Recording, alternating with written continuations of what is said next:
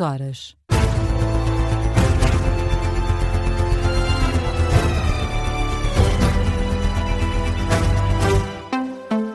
As notícias com Marta Caramelo Nobre. Boa noite. Começamos com o Congresso dos Sociais-Democratas, que arrancou este sábado no distrito de Aveiro. Pedro Santana Lopes voltou oficialmente ao partido, mas não pede desculpa por ter saído no passado. O presidente da Câmara Municipal da Figueira da Foz reitera que voltou a ser oficialmente militante do PSD por causa dos tempos difíceis que o país vive e que exigem combate político.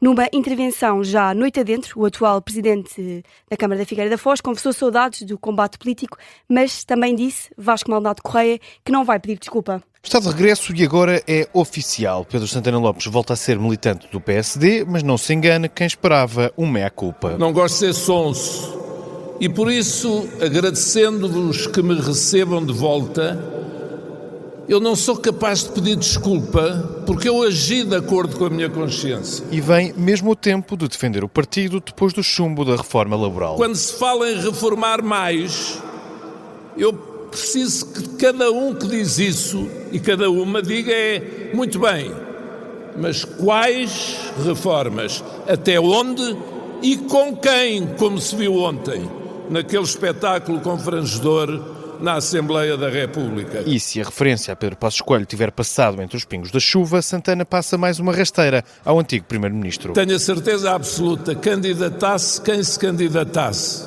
neste Congresso ou nos que aí vêm, tu ganhavas e largo. Candidatasse quem se candidatasse. Santana Lopes descreve Luís Montenegro como um estadista irrepreensível e defende-o também dos ecos em crescendo vindos da oposição. Mal vê uma sondagem apetitosa, começam logo a falar em crise ou em eleições, eu já ouvi hoje na televisão. Para isso, usa a palavra de António José Seguro. Elegeu-se um Presidente da República que disse expressamente que as legislaturas são para serem cumpridas e que preza muitíssima estabilidade política. E até traz de volta a ética para fazer uma distinção.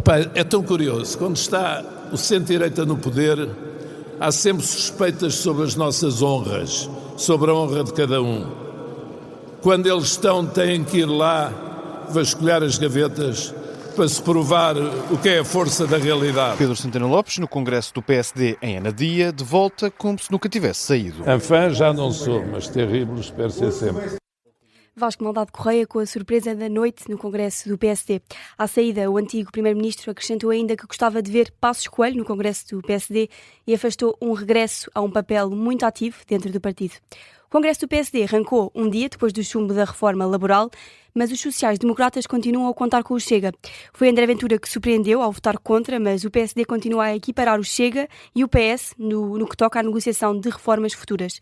Num congresso que arrancou na ressaca da derrota do pacote laboral, os principais protagonistas do governo e do partido reafirmaram que o PSD não tem preferências para negociar. Miguel Viterbo Dias.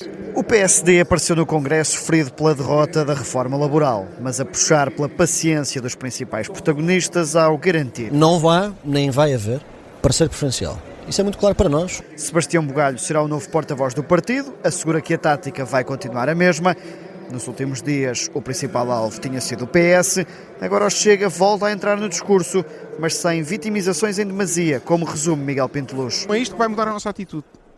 Eu só quero reafirmar isto porque parece agora que o PSD vai amoar e que o Governo vai amoar e que já não há mais nada. E um dos pivôs das negociações garante que o PSD vai continuar a equiparar Chega e PS. Hugo Soares, como é que é possível ainda na cantiga de alguns que se o Chega e o Partido Socialista desistiram do país, nós não vamos desistir de o chamar à razão. Hugo Soares a assegurar disponibilidade para as maratonas negociais, com o Governo a manter o tom entre os dois partidos. O PS pôs-se sempre à parte e forçou o GT à parte, quis tratar o GT como o PCP trata a CGTP e depois, evidentemente, o Chega aqui mostrou que não está à altura de governar. Paulo Rangel divide o mal pelas aldeias, mas António Leitão Amaro reforça a pressão sobre José Luís Carneiro. É uma postura mais imobilista, mais oposicionista ao país, mais bloqueadora de reformas, até que o Partido Socialista depende de uns Santos em várias coisas. E até mesmo o Ministro do Trabalho mantém equidistância para os dois partidos que lhe podem viabilizar uma reforma futura. Um alguns que, por não suportarem não estar no governo, fizeram desta reforma uma afronta pessoal, e outros que votam em função da sondagem do dia e das tendências do TikTok. Maria do Rosário Ramalho, antes de anunciar que o Governo deve mesmo insistir no novo pacote laboral. Miguel Viterbo Dias com os destaques da reação do Congresso do PSD ao chumbo da reforma laboral. O último dia de Congresso começa com a eleição dos novos órgãos nacionais. E com o Congresso que se realizou um dia depois do chumbo da reforma laboral, a mensagem do PSD pode estar ainda por afinar.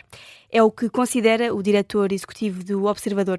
No balanço do primeiro dia de Congresso, Miguel Pinheiro acredita que a mensagem do PSD pode vir a sofrer alterações durante os próximos dias ou semanas. A mensagem deste Congresso estava tudo preparado para ser: nós somos um governo reformista, aqueles quadros que iam passando enquanto Luís Montenegro falava, com listas... não conseguimos ler. Exato, com listas em letra mínima sobre os conseguimentos do governo. Tudo estava pensado para passar essa mensagem, que na realidade era a grande resposta a Passos Coelho. E de repente, em poucas horas, eles tiveram que ajustar um bocadinho o discurso. É por isso que parece um bocadinho contraditório eles dizerem: fizemos muitas reformas, e depois dizerem: não nos deixam fazer reformas. Porque eles tiveram pouco tempo. O que eu quero dizer com isto é que não tenho a certeza de que esta mensagem que está a ser passada hoje aqui no Congresso seja necessariamente uma mensagem que vai durar muito tempo. Miguel Pinheiro na análise do primeiro dia do Congresso do PSD. No Reino Unido, o primeiro-ministro Keir Starmer enfrenta uma crise política sem precedentes e deverá apresentar a demissão na próxima segunda-feira e definir o calendário para a saída. É o que avança o Observer este sábado. De acordo com o jornal, Starmer terá concluído que a sua posição deixou de ser sustentável após contactos com os membros do governo, assessores e líderes sindicais. A mesma fonte refere que o primeiro-ministro britânico estará a discutir a decisão com a sua esposa na residência oficial de Chequers antes de tomar uma decisão final. Ainda assim, várias figuras de topo do Partido Trabalhista esperam um anúncio claro sobre o futuro já no início da próxima semana. Na atualidade internacional, o presidente dos Estados Unidos ameaçou este sábado impor portagens norte-americanas no Estreito de Hormuz, caso não seja alcançado um acordo final com o Irão dentro de 60 dias. Numa publicação na rede social Truth Social, Trump explica que o acordo inicial para pôr fim à guerra prevê a isenção de portagens nesta importante via navegável. Ainda assim, admite a possibilidade de vir a passar a cobrar portagens caso o acordo com Teherão não seja concluído.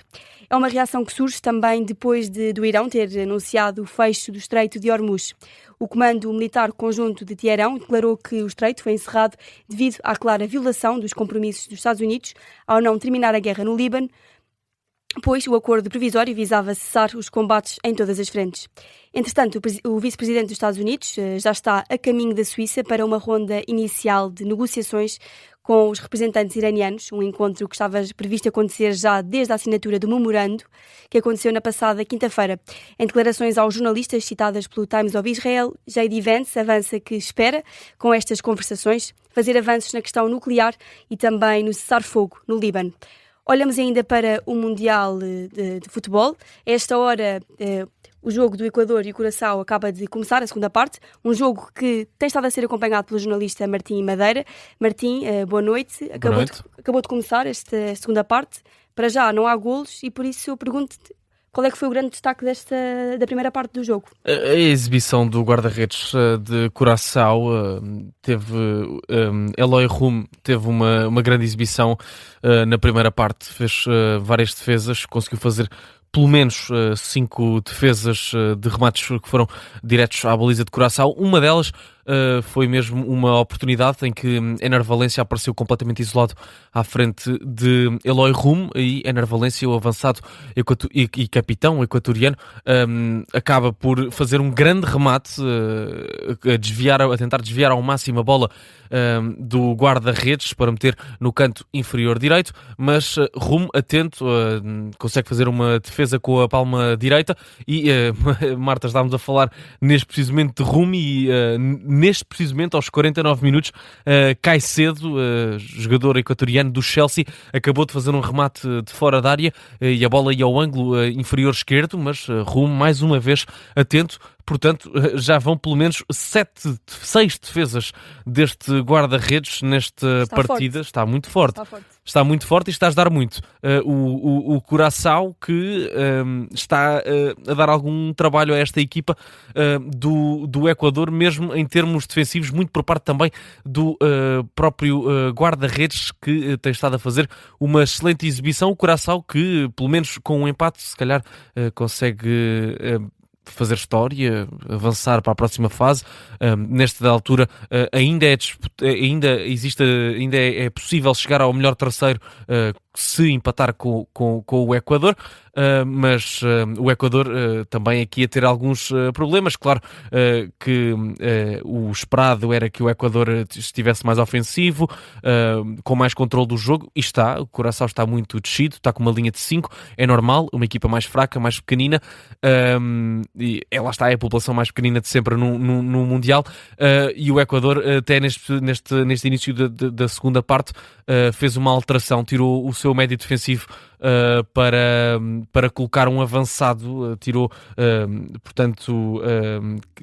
o médio defensivo Alcivar e colocou Kevin Rodrigues para a extrema esquerda, e portanto já deixou a tática de um 3-1-4-2, passou para um 3-4-3. A meter este avançado, o Equador está a dar o sinal de que estão à procura do golo e precisam do golo para conseguir sair deste grupo E e conseguirem passar pelo menos a Costa do Marfim, porque o Equador depois vai ter um jogo muito difícil contra a Alemanha, e está a fazer tudo para procurar este golo, esta equipa do Equador. Por agora, 51 minutos, Equador 0, Curaçao também 0. Jornalista Martim Madeira com o resumo do jogo Equador-Curaçao. Para esta madrugada está ainda marcado mais um jogo, Tunísia-Japão, uma partida que vai também ser acompanhada pelo jornalista Martim Madeira aqui em estúdio. E durante esta tarde de sábado, os Países Baixos venceram a Suécia por 5-1 e já durante a noite houve uma reviravolta alemã sobre a Costa do Marfim por 2-1. A seleção da Alemanha garantiu a qualificação para a próxima fase com 2 vitórias em 2 jogos. Notícia de fecho do Jornal das 2, a informação regressa às 2h30.